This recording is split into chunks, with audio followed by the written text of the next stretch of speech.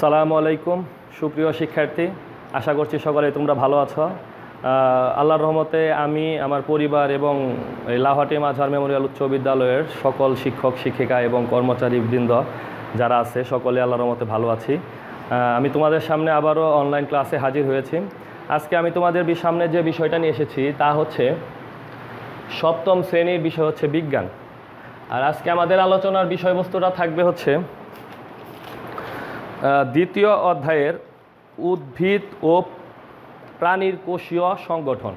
তোমরা এর আগে যদি আমার পূর্ববর্তী যে ক্লাস 7-এর বিজ্ঞান ক্লাসটা যদি দেখে থাকো তাহলে নিশ্চয়ই বুঝতে পারবে যে আমি গত ক্লাস 7-এর বিজ্ঞানে হচ্ছে কোষ নিয়ে আলোচনা করেছিলাম, মাইটোকন্ড্রিয়া নিয়ে আলোচনা করেছিলাম এবং হচ্ছে নিউক্লিয়াস নিয়ে আলোচনা করেছিলাম। আর এই একই অধ্যায়ের আমার লাস্টের যে টপিকটা আছে এটাই হচ্ছে আমার সর্বশেষ টপিক এই অধ্যায়ে, সেটা হচ্ছে টিস্যু। আজকে আলোচনার বিষয় থাকবে হচ্ছে টিস্যু। টিস্যু বলতে কি বোঝায়, টিস্যুর গঠন কাজ কি।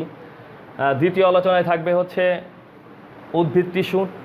আর তৃতীয় আমাদের আলোচনায় থাকবে হচ্ছে প্রাণী টিস্যু। তো সুপ্রিয় শিক্ষার্থী, আমি তোমাদের প্রথমে আলোচনায় নিয়ে চলে যাচ্ছি। সুপ্রিয় শিক্ষার্থী, আমাদের যে প্রথম যে আলোচনা বিষয়টা ছিল সেটা হচ্ছে টিস্যু নিয়ে আজকের আলোচনা। তো আমরা জানি প্রাণী কোষ অসংখ্য প্রাণী দেহ অসংখ্য কোষের সমন্বয়ে গঠিত। আর কিছু কিছু প্রাণী আছে যেটা হচ্ছে একটি মাত্র কোষ নিয়ে গঠিত, যাদেরকে বলা হয় এককোষী প্রাণী। এবং হচ্ছে আমরা উদাহরণ হিসেবে বলতে পারি অ্যামিবা। তো এককোষী যে প্রাণীর তাদের যেহেতু তারা একটা প্রাণী তার মানে তাদের জীবন আছে। আর যেহেতু তাদের জীবন আছে তাদের হচ্ছে শ্বসন, রেচন এবং খাদ্য সংগ্রহ বিভিন্ন একটা প্রক্রিয়ায় হয়ে থাকে।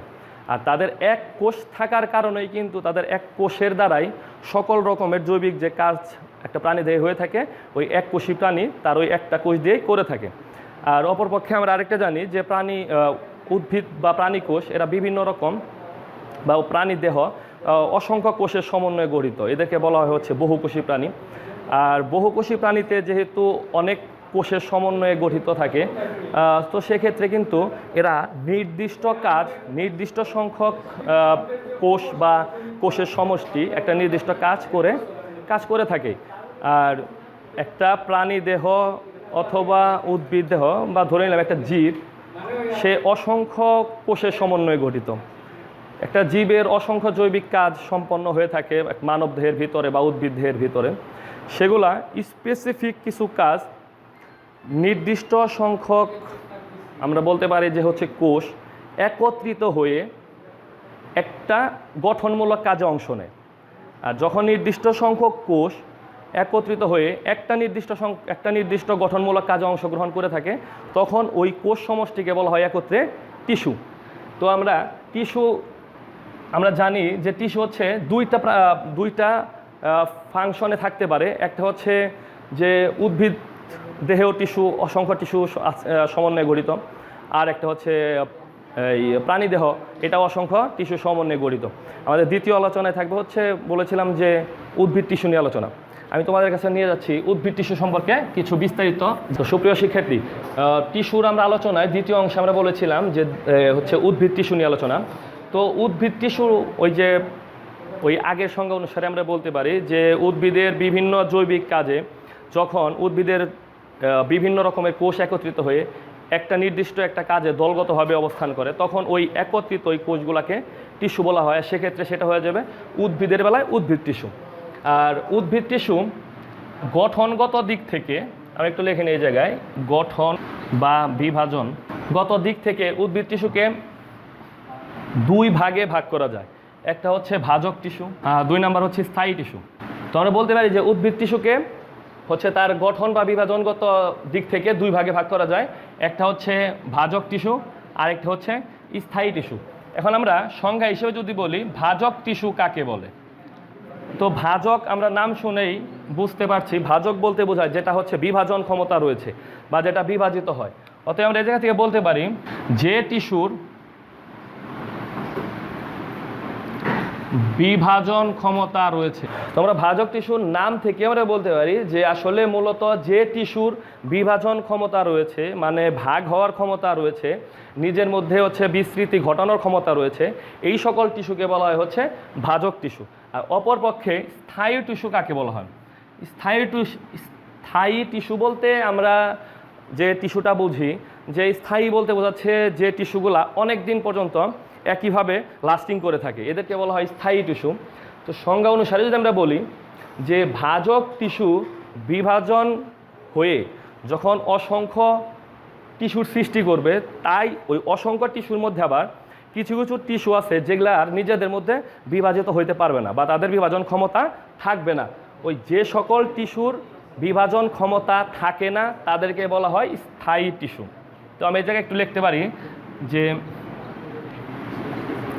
বিভাজন ক্ষমতা থাকে না। তো প্রিয় শিক্ষার্থী, আমি এই জায়গায় লিখছি যে স্থায়ী টিস্যুর বিভাজন ক্ষমতা থাকে না। তো বলতে পারছি যে আমি বলছি যে ভাজক টিস্যু বিভাজিত হয়ে অসংখ্য টিস্যুর সৃষ্টি করে। এই যে অসংখ্য টিস্যুর সৃষ্টি করা তাকে বলা হয় ভাজক টিস্যু। আর ওই অসংখ্য টিস্যুর মধ্যে যে টিস্যুগুলা বিভাজিত হয় না, বিভাজিত না হয়ে একদম নির্দিষ্ট কাজে স্থিরভাবে সবসময় একই কাজে লিপ্ত থাকে বা একই কাজে যুক্ত থাকে, সেই সকল যে টিস্যু তাকে বলা হয় হচ্ছে। সুপ্রিয় শিক্ষার্থী, আমরা এখন আলোচনা করব হচ্ছে ভাজক টিস্যুর কাজ। তো ভাজক টিস্যুর কাজ হিসেবে আমরা প্রথমেই বলতে পারি যেহেতু এই টিস্যু বিভাজিত হয় তার মানে এরা নতুন নতুন কোষের সৃষ্টি করে। তো এই জায়গায় আমি বলতে পারি নতুন কোষের বা নতুন টিস্যু সৃষ্টি করে। তো ভাজক টিস্যু আমি প্রথম এক নম্বর কাজটা হচ্ছে যে এরা বিভাজিত হয়ে নতুন কোষ অথবা নতুন টিস্যুর এরা সৃষ্টি করে থাকে। আর যেহেতু এরা বিভাজিত হওয়ার ফলে একটা কোষ বিভাজিত হয়ে আস্তে আস্তে কী হয়, বৃদ্ধি হতে থাকে, বড় হতে থাকে। নিজেদের মধ্যে যখন কোষ বিভাজিত হওয়া শুরু করে দেবে, তো একটা থেকে যখন দুইটা থেকে যখন চারটা থেকে যখন আটটা, এরকমভাবে যখন হয় তখন কী হয়, কোষটা আস্তে আস্তে বর্ধনশীল হয়। তো আমি জায়গায় বলতে পারি যে দ্বিতীয় কাজটা হচ্ছে কোষের বৃদ্ধি। তো ভাজক টিস্যু 2 নম্বর কাজটা হচ্ছে এরা কোষের বর্ধনশীল কাজ করে থাকে বা কোষের বৃদ্ধি করে থাকে। আরেকটা হচ্ছে যেটা বলছিলাম এই যে লাস্টের এই অংশটাই আমরা বলতে পারি যে নতুন টিস্যু সৃষ্টি করে টিস্যুর সংখ্যা বৃদ্ধি করে। যেহেতু একটা টিস্যু থেকে নতুন টিস্যু সৃষ্টি হয়, আবার ওই টিস্যু থেকে আবার অন্য নতুন টিস্যু সৃষ্টি হয়। তো এর জন্য আমরা লিখছি তৃতীয় কাজ যে নতুন টিস্যু সৃষ্টি করে হচ্ছে টিস্যুর সংখ্যা এরা কী করে, বৃদ্ধি করে থাকে। এই কাজগুলো করে থাকে হচ্ছে আমাদের হচ্ছে উদ্ভিদের টিস্যুর মধ্যে যে ভাজক টিস্যুর অংশটা আছে সেই টিস্যু। তো আমি এবার চলে যাচ্ছি যে স্থায়ী টিস্যু দ্বিতীয় অংশ, উদ্ভিদ টিস্যুর যে দ্বিতীয় অংশটা ছিল সেটা হচ্ছে এই স্থায়ী টিস্যুর কাজ। আর স্থায়ী টিস্যুর আমরা বলছিলাম যে এরা বিভাজন ক্ষমতা থাকে না, এরা নির্দিষ্ট একটা কাজে সবসময় নিয়োজিত থাকে। আর সেই নির্দিষ্ট কাজ হচ্ছে এরা খাবার প্রস্তুতে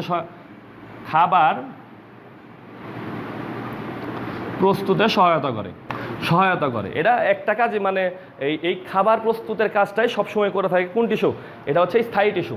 আর দ্বিতীয় কাজটা হচ্ছে এরা উদ্ভিদের দৃঢ়তা প্রদান করে থাকে। এরা উদ্ভিদের দৃঢ়তা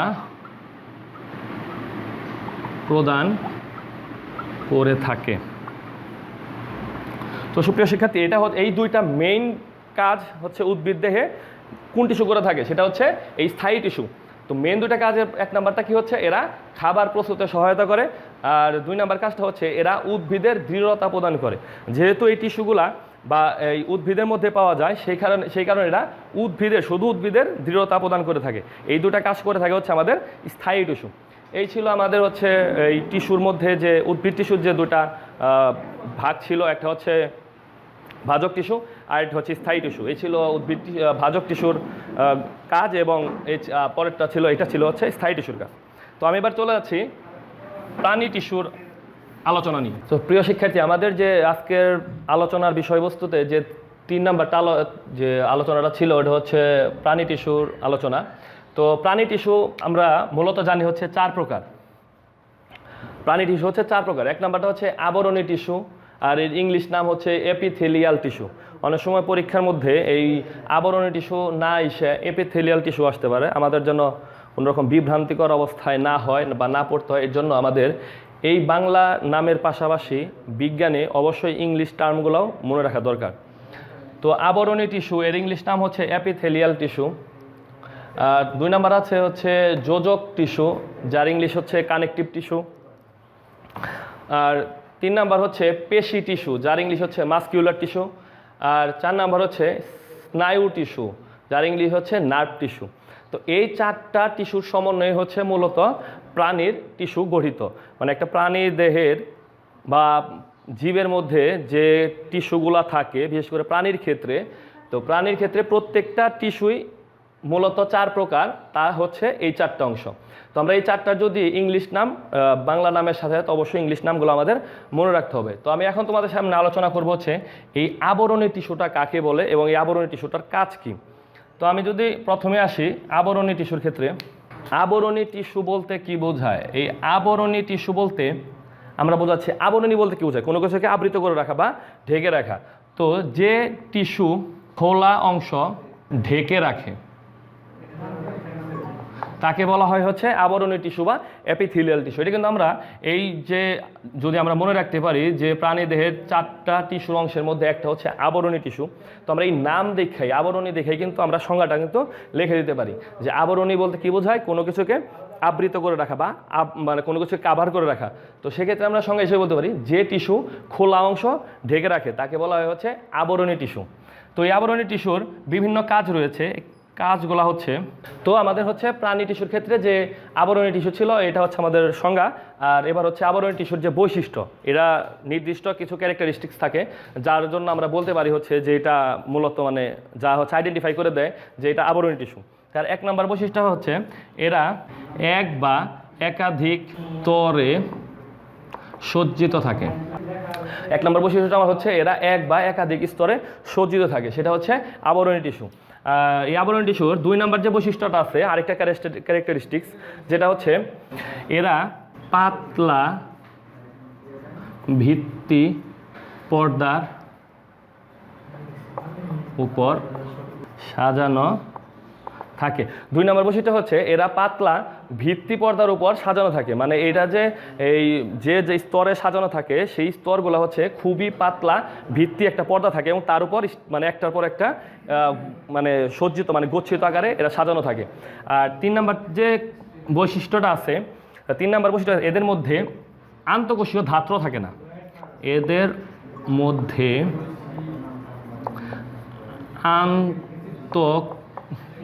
কোষীয় ধাত্র থাকে না। 3 নম্বর বৈশিষ্ট্য আমরা কি পাই? এদের মধ্যে কোনো আন্তঃকোষীয় ধাত্র থাকে না। আর এই আন্তঃকোষীয় এই ধাত্র বলতে বোঝাইছে যে এই যে টিস্যু, এই টিস্যুর মধ্যে কোনো রকম এই আয়ন থাকে না, এই কোনো রকম মানে অন্য কোনো রকমের আয়ন বা অন্য কোনো রকমের এনার্জেটিক কোনো কিছু থাকে না। এই জিনিসটাকে বোঝাচ্ছে ধাত্র দ্বারা এই চিহ্নিত করা হয়েছে বা ধাত্র দ্বারা বোঝানো হয়েছে। এই ছিল আমাদের হচ্ছে প্রাণী টিস্যুর ক্ষেত্রে যে আবরণী টিস্যুর কাজটা বৈশিষ্ট্য ছিল এটা। তো আমাদের প্রাণী টিস্যুর হচ্ছে 2 নম্বর যে বিভাজনটা ছিল বা 2 নম্বর যে এই ভাগটা ছিল সেটা হচ্ছে যোজক টিস্যু বা কানেকটিভ টিস্যু। তো আমরা এই জায়গায় যোজক বা কানেকটিভ এই অংশ থেকে আমরা বুঝতে পারতেছি যে কোনো একটা কিছুকে সংযোগ করে রাখা। কানেকটিভ বা এর বাংলা হচ্ছে সংযোগ। কানেকটিভ বলতে কোনো একটা কিছুর সাথে আরেকটা কোনো কিছুর যে সংযোজন বোঝায় তাকেই ইংলিশে বলা হয় কানেকটিভ। আর তো আমরা এই সংজ্ঞা থেকে বুঝতে পারছি যে একটি টিস্যুর সাথে অন্য একটা টিস্যু যদি সংযুক্ত থাকে বা সংযুক্ত আকারে দেখা যায় তবে ওই টিস্যুগুলাকে বলা হয় হচ্ছে কানেকটিভ টিস্যু।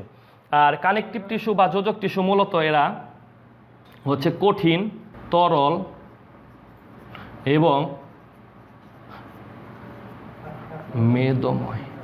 মেদময় হয়ে থাকে। তো কঠিন, তরল এবং মেদময় হয়ে থাকে। এই কঠিন দ্বারা আমরা মানে কি বোঝাইছে? এই কঠিন যে কানেকটিভ টিস্যু মানে যোজক টিস্যুর মধ্যে যে কঠিন অবস্থা সেটা বলতে বোঝাইছে যে আমাদের হাড় হচ্ছে মানে ওই ক্যালসিয়াম এর সমন্বয়ে আমাদের হাড় গঠিত। এই যে আমার হাড়ের সাথে অন্য একটা হাড়ের যে আমার জয়েন্ট, যেমন আমার হাতের যেভাবে জয়েন্টটা থাকে, এই যে জয়েন্টগুলাই কোন টিস্যু অবস্থান করে? এটা হচ্ছে যোজক টিস্যু বা কানেকটিভ টিস্যু। আর তরল অংশ দ্বারা কি বোঝাইছে? তরল দ্বারা বোঝাইছে হচ্ছে রক্ত। আমাদের শরীরে যেরকম হচ্ছে রক্ত প্রবাহিত হচ্ছে, এই রক্তের মধ্যে কি হয়? অক্সিজেন এবং কার্বন ডাইঅক্সাইড আমাদের শরীরে এক স্থান থেকে অন্য স্থানে, ফুসফুস থেকে ফুসফুস, বাম অলিন্দ বাম নীল, এইভাবে যেমন সঞ্চালিত হয়ে থাকে। তো এই কাজটা করে থাকে এই যে এই তরল যে রক্তটা হচ্ছে একটি তরল পদার্থ। আর মেদময় বলতে বোঝাইছে আমাদের শরীরে অসংখ্য চর্বির সমন্বয়ে এই আমাদের শরীরের বিভিন্ন অস্থি তরুণাস্থি সংযোগস্থল বিভিন্ন তো মেদময় অংশ থাকে। তো এই অংশ দ্বারা বোঝাইছে মেদময় যে বিষয়টা। আর তা সবথেকে বড় বিষয় যে যোজক টিস্যু বা কানেকটিভ টিস্যু আমাদের এর মধ্যে একটা অংশ আছে হচ্ছে তরুণাস্থি। যোজক টিস্যু এবং কানেকটিভ টিস্যুর মধ্যে সব থেকে ইম্পর্টেন্ট যে বিষয়টা হচ্ছে এটা হচ্ছে তরুণাস্থি। আর তরুণাস্থিটা বলতে আমাদের বোঝাইছে আমাদের শরীরে বিভিন্ন চাপ সহ্য করার মতো কিছু অঙ্গাণু আছে যা আমাদের অতিরিক্ত চাপ সহ্য করে থাকে। যেরকম হচ্ছে আমাদের কানে অথবা নাকে যে যে হাড়টা থাকে এটা কিন্তু খুব শক্ত হাড় না, এটা কিন্তু আমরা যখনই মানে কান এবং নাককে আমরা কিন্তু মানে ফ্লেক্সিবল, যেটাকে আমরা নাড়াচাড়া করাইতে পারি বা খুব সহজে এদিক সেদিক করাইতে পারি, এই জায়গায় যে হাড়টা থাকে সেটা হচ্ছে তরুণাস্থি। আর এই তরুণাস্থির যে মূল সংযোগস্থল সেটা তৈরি হয়েছে এই কানেকটিভ টিস্যু এবং যোজক টিস্যু দ্বারা। এই হচ্ছে আমাদের যোজক টিস্যু এবং কানেকটিভ টিস্যুর সংজ্ঞা এবং এদের কাজ। আমাদের প্রাণী টিস্যুর যে 4টা ভাগের মধ্যে 3 নাম্বার যে প্রকার ভেদটা ছিল সেটা হচ্ছে পেশি টিস্যু বা মাসকুলার টিস্যু। তো পেশি টিস্যু এবং মাসকুলার টিস্যু সাথে আমরা কিন্তু এই পেশি এবং মাসকুলার এই নামের সাথে কিন্তু আমরা খুবই পরিচিত। পেশি এবং মাসকুলার বলতে আমরা সাধারণত বুঝি হাতের যে বাহু, যেটাকে আমরা যেটা হাতের বাহুতে যেটা আমি মূলত চিন্তা ভাবনা করি সেটাই হচ্ছে আমরা মূলত করি যে মাসকুলার বা পেশি। তো আসলে এই পেশি টিস্যু দ্বারা মাসকুলার টিস্যু কোনগুলা এবং এদের যে কাজ সেগুলো আমি তোমাদেরকে একটু আলোচনা করতেছি। যে পেশি টিস্যু বা মাসকুলার টিস্যুর মধ্যে আমরা শরীরের বিভিন্ন অঙ্গাণু বিভিন্ন অংশের মধ্যে বা কিছু কিছু জিনিস আছে যেটা আমরা স্বইচ্ছায় নাড়াচাড়া করতে পারি। যেমন হচ্ছে আমার হাত বা পা, এটা কিন্তু আমরা ইচ্ছা করলেই এইভাবে নাড়াচাড়া করে দেখাতে পারি। কিন্তু শরীরের মানব দেহের বা একটি প্রাণী দেহে এমনও কিছু অঙ্গ আছে বা অঙ্গাণু আছে যেটা যদি আমরা ইচ্ছাকৃতভাবে নাও করি তাও অটোমেটিক কিন্তু সেটা ওই অটোমেটিক কী হয় সঞ্চালন হয়ে থাকে, বা এদের নাড়াচাড়া বা এদের চলন প্রক্রিয়া কিন্তু আমরা যদি ইচ্ছা নাও করি যে আমরা এটাকে নাড়াচাড়া করাবো না, ফ্লেক্সিবল আটকিয়ে রাখবো, সেটা কিন্তু হবে না। সেই হিসেবে আমাদের পেশি টিস্যু এবং মাসকুলার টিস্যুকে 2 ভাগে ভাগ করা হয়েছে।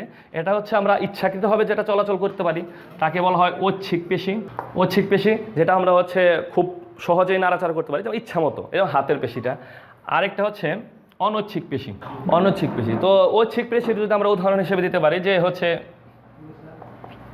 হাতের পেশি, এটা হচ্ছে আমরা ইচ্ছা মতোই নাড়াচাড়া করতে পারি।